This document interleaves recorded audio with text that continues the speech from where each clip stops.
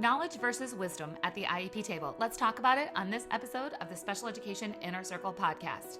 I'm Catherine Whittier, your host and founder of the Master IEP Coach programs, and I'm excited to chat about this difference between knowledge and wisdom. It's going to be a quick chat.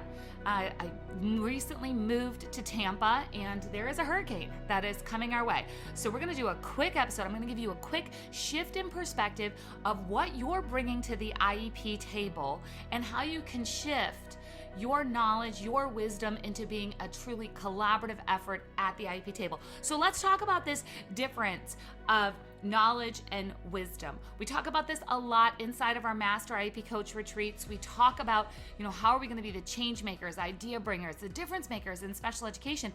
And it has to do a lot with shifting from just being really knowledgeable to being a leader with wisdom. So you can do this. You can make this shift at your IEP meeting. Are you ready? Leading with knowledge. We know a lot of people that lead with knowledge. Leading with knowledge means that you have a strong understanding of the technical aspects and the laws and the regulations and everything that's related to special education. You're well-versed in procedures and guidelines and all of the paperwork that needs to happen. You even know how to implement the IEP. You're looking for that data as a parent. You're collecting that data as a teacher. You've got this down. In fact, you can even explain all the technical things that need to happen with special education. You know your stuff. Now, if we combine that with experience, and we step away from just delivering knowledge at the IEP table, and we evolve and we look at leading with wisdom, you can truly level up the IEP meeting, and you can do this without even getting buy-in from everybody. Meaning, I know that it's hard to get everybody on the same page at an IEP meeting, but when you start to lead with wisdom, people start to listen in a different way. Because when you're leading with wisdom, you're going beyond the technicalities and the guidelines. This is a deeper understanding. You're having a deeper connection at the table where you're describing unique needs. You're describing aspirations of the child. You're getting the child's perspective involved, and you're bringing together your experience and the uniqueness of the child, as well as the emotional and the relational aspects that need to be considered throughout the entire IEP process. It's about not just considering what is legally required, but going beyond. And that doesn't necessarily mean doing more. A lot of people think legally required, I'm doing everything that's legally required, I don't have time to do something else. But if you start to prioritize what is really important from your experience and taking into consideration the unique needs of a child, then the things that are mandatory in the law, they're actually very basic. So let's design this IEP from a place of wisdom and experience. Let's look at this holistic picture of what the child needs so they can experience things like inclusion is an experience, not a place. Let's stop going to inclusion and let's create an inclusive experience, because we all know that inclusive schools create inclusive communities.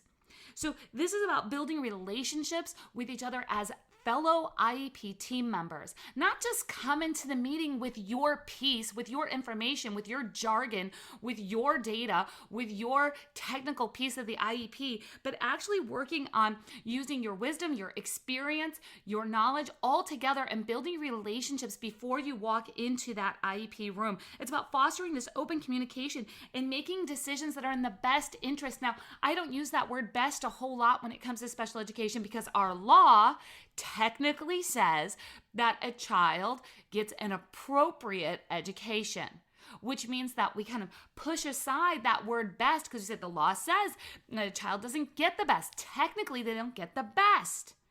But when we start looking at things from a wisdom perspective, when we figure out how to put everything together and you dig deep into what you know in your gut, and yeah, parents and teachers, I'm talking to both of you. You both have experience and wisdom that needs to come to the table. And when you combine those, it's just a beautiful IEP, which sounds kind of crazy. This is a beautiful document, but it is. It can be this beautiful document that truly wraps around the child in a way where we're bringing more empathy and more creativity and more flexibility to really honor the child's individuality. So I want to challenge you. Yes, you can go get all the knowledge about IEPs. You can know all that. You could memorize the law from front to back. Teachers could know their curriculum, without even having to open up the book. Parents, you could know your parent rights, and you can go to all of the, trainings where you're going to memorize all the rights and responsibilities as a parent.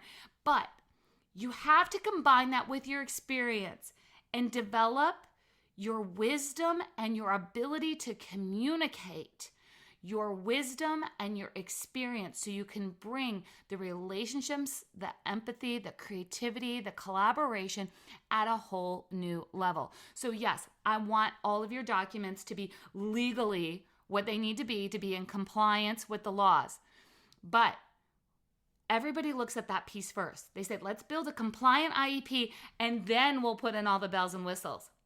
I say, let's look at this differently. Let's bring our wisdom to the table and build an amazing special education program for this child. And then let's make sure that it's legally compliant and fill in the gaps where we might be missing some of the cross the T's, dot the I's, make sure that we have all the evaluations, make sure we have all of the data and all of the things so we can get the details and fine tune what needs to happen. So let's shift our perspective and go from just having knowledge to combining our knowledge and our experience to bring wisdom to the IEP table. If you're ready to do this, if you're ready to go next level and you want this for yourself, and maybe you even want to help parents through the IEP process, I'm going to encourage you to go to masteriepcoach.com. Go look at what is happening right now inside of our Master IEP Coach community. You could earn your IEP leadership certificate. You could become a Master IEP Coach so you could have your own independent practice helping parents through the IEP process. You can come work with us in person in Tampa, upcoming in late 2023 and all throughout 2024. There are options for you. Go there, check out, see what the options are. And while you're there, of course, there's going to be some free resources ready for you to download immediately. I'll see everyone next time on the Special Education Inner Circle podcast. Oh, and by the way, if you are nodding your head during this, don't forget, share this with a friend, tag a fellow teacher, share it with your fellow parents. Make sure that you're passing along this knowledge so we can change special education together.